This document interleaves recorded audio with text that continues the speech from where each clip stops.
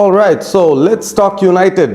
Manchester ইউনাইটেডের আর খুব বেশি প্রিসিজন ম্যাচ কিন্তু বাকি নাই, মাত্র 3টা ম্যাচ বাকি। এবং নেক্সট যে ম্যাচটা সেটা হচ্ছে আগামীকাল স্যাটারডেতে বাংলাদেশ সময় রাত 9টার সময়। এবং সেই ম্যাচটা কার সাথে জানেন?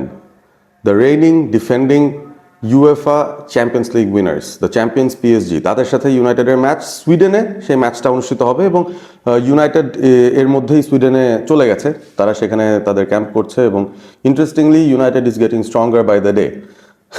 স্ট্রঙ্গার এই কারণে বলছি যে ইউনাইটেডের আসলে স্কোয়াড মেম্বার যারা আছেন দে আর অল কামিং ব্যাক, দে আর অল রিটার্নিং। র্যাশফোর্ড আর কোবি মেইনো ছাড়া মোটামুটি বাকি সবাই কিন্তু চলে আসছে after the world cup stints. Cunha is back after his stint with Brazil.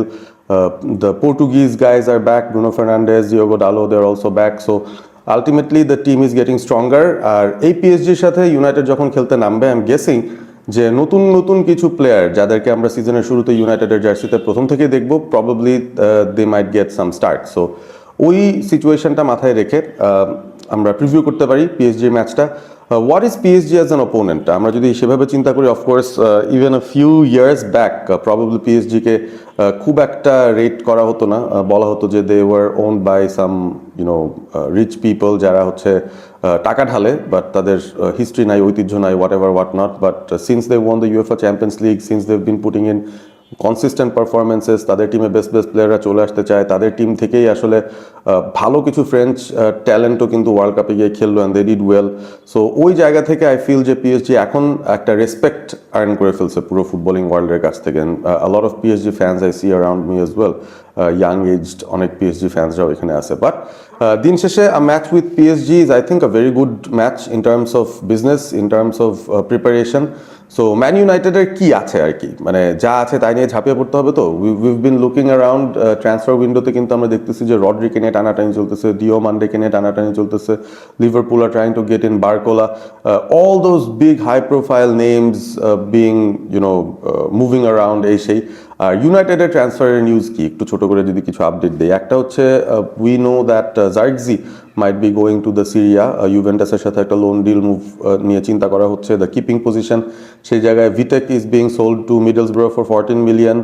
Altai Bayindir is going on loan, সেখানে গিয়ে সে 4 মিলিয়ন পেতে পারে ইউনাইটেড যদি যদি পার্মানেন্ট করতে চায় ডিলটা, but Bayindir is going on loan as well. So এরকম কিছু আউটগোয়িংস আছে, প্লাস ইনকামিংসের মধ্যে এখনো পর্যন্ত রিউমার্স লেভেলে যা আছে, আই থিঙ্ক লুইস হলের যে ব্যাপারটা, নিউক্যাসলের left back, we are not getting him probably. Lewis কেলির সঙ্গে যেই ডিলটা ছিল বা একটা রিউমার ছিল, সেটারও খুব একটা বেশি জোর দেখি না। Liam Delap is the new name, যাকে নিয়ে কথা হচ্ছে যে লিয়াম ডিলাপকে নাকি কিনতে চায় Man United as a backup striker. এই হচ্ছে আমাদের পরিস্থিতি আর কি। This is war we are at. Tyler Adams midfield option, সেটা নিয়ে কথা হচ্ছে। স্যান্ডারবার্গ মিডফিল্ড অপশন, সেটা নিয়ে কথা হচ্ছে। We are not going for the big guns, আমরা একেবারেই মিড টেবল লেভেল ট্রান্সফার্স নিয়ে আসলে বসে আছি। So I don't have much to talk about ওইটা। বেসিক্যালি এখন যে কারণে আমি বললাম যে যা আছে তাই নিয়ে নামতে হবে, ইজ বিকজ ইউনাইটেডের কারেন্ট যে স্কোয়াড, মোস্ট লাইকলি সেখান থেকে will have our starting 11। We won't get an established starter before the end of the season এবারে ট্রান্সফার উইন্ডোতে। সো আমি জানি না, Michael Carrick his received the least amount of support from the board এরকম একটা সিচুয়েশনে আসার পর। So I am not really sure যে বোর্ডের আসলে প্ল্যানটা কি, তারা এত টাকা কিসের জন্য জমায় রাখছে। এনিওয়েজ, আমরা প্রিভিউটাতে যাই, যেখানে উই টক অ্যাবাউট ম্যান ইউনাইটেডের লাইন আপটা কেমন হতে পারে। আই থিঙ্ক পেছন থেকে যদি আসি, Maguire will be there definitely, Ayden Heaven I think will also be there, Luke Shaw has been playing, তাকেও নিশ্চয়ই স্টার্ট করানো হবে। রাইট ব্যাকে লেনি ইউরো স্টার্ট করবে, and then probably Diogo Dalot will come in later on. Mazraoui is also back at Carrington, তারপরে সে সুইডেনেও চলে গেছে with the squad. So Mazraoui might get some game time. তারপর মিডফিল্ডে যদি যাই, সেখানে mountain, Andre Santos are going to start one more time. আর পরে হয়তো আমরা গিয়ে টিলিম্যান্সকে দেখতে পারি। Tillemans might get his first game in a United jersey. আমি ওইটা বেসিক্যালি দেখতে খুব এক্সাইটেড যে what Tillemans can bring in to this team. আমি জানি যে অন্যান্য পার্সপেক্টিভ থেকে চ্যাম্পিয়নশিপ কন্টেনশনে আমরা নাই, বা চ্যাম্পিয়ন্স লিগ সেখানেও কতটুকু ভালো করবো সেটা নিয়ে আমাদের খুব বেশি হোপ নাই, বাট অ্যাটলিস্ট আমরা আমাদের স্ট্যান্ডার্ডসটাকে আরো কতটুকু উপরে নিতে পারি from last season, can we carry on, can we do better then what we did last season, ওই বিষয়গুলোই আসলে আমাদের জন্য ইম্পর্টেন্ট হবে, একটা আপওয়ার্ড ট্র্যাজেক্টরিতে ইউনাইটেডের যাওয়াটা আর কি। অ্যান্ড দেন লেফট উইংয়ে I think Dorgu will start one more time, আর রাইট উইংয়ের জায়গাটা আই থিঙ্ক এখানে একটা ইন্টারেস্টিং বিষয় আছে, আমাদ আই থিঙ্ক স্টার্ট করবে, এমবুইমো মেবি ফরওয়ার্ড স্টার্ট করবে, অ্যান্ড দেন কুনিয়া পরবর্তীতে আসতে পারে instead of Patrick Dorgu in the left wing, আর ব্রুনো ফার্নান্ডেজকেও আমরা হয়তো গেম টাইম পাইতে দেখবো। সেই Lacey I think will start one more time, সেই লেসিকে স্টার্ট করানো যেতে পারে, then Bruno will sub him.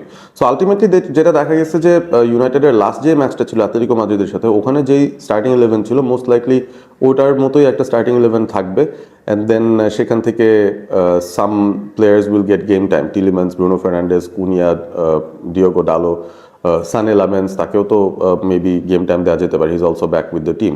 So এরকম কিছু বিষয় আমরা মনে হয় দেখব।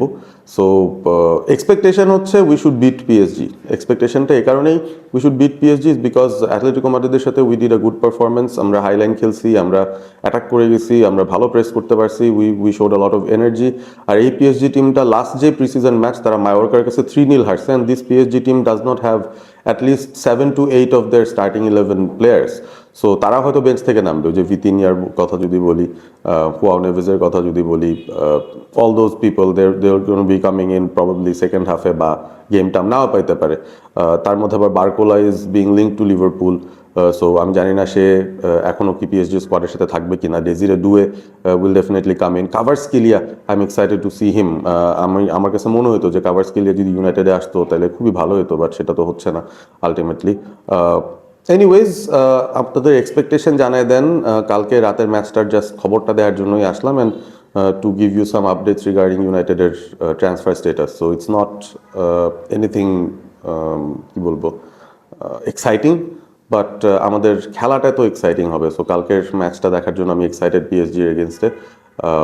আমার ল্যাক অফ এনার্জি দেখে আপনারা শঙ্কিত হবেন না, আপনার এনার্জি দেখান, কমেন্ট বক্সে জানান কতটা ভালোবাসেন ম্যান ইউনাইটেডকে, কতটুকু চান যে ইউনাইটেড এই স্কোয়াড নিয়েই ভালো কিছু একটা করে দেখাক, সবাইকে সারপ্রাইজ করে দেখ, পুরো ইউরোপকে তাক লাগাই দেখ। That's what we can hope for at the moment. Dream দেখা ছাড়া তার উপায় নাই, because we are man United and at the moment we are down and out. যা আছে তাই নিয়ে নামতে হবে, দ্যাটস দ্য ফাইনাল সে। ভালো থাকবেন সবাই।